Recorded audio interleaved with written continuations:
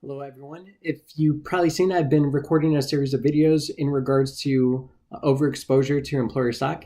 And one of the ways that you can strategically maneuver out of that overexposure is through gifting. So there's a couple things to consider. I definitely would recommend that you're working with a financial planner or a CPA to make sure that you have everything organized in a way where gifting to a charity is going to make the most sense for your situation. Sometimes it may not.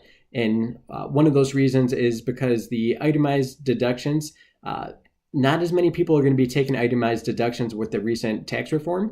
So if maybe you've itemized in the past because of the charitable donations, but with the changes, you may not end up itemizing anymore. So it may not benefit you as much on the tax situation. So keep an eye on that. I'm not going to go through the various deductions because based off of the different filings, just because I don't want to gunk up the video and make it too long.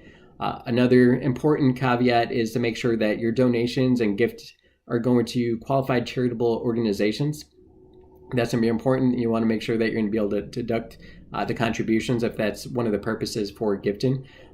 You also a couple of cool things that you can do. So you can donate directly to the companies if they allow that. So the nonprofit organizations, you may be able to send the stock directly to them. But there's also another cool tool called a donor-advised fund.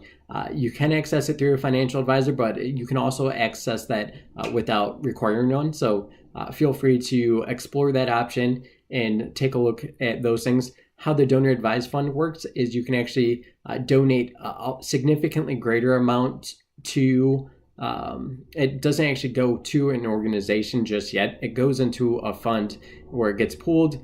The cool thing is you get to reflect the donation for the year that you do it, but you can actually pay out those donations over the course of a longer time period. So let's say 2018, for example, I go ahead and donate $20,000 in employer stock. And so what happens is I'll receive the deduction based off of what I qualify for based on my tax situation. And I don't actually have to give any of that out this year for tax purposes or for gifting purposes. I can do it gradually over time, or I can do it all in one lump sum.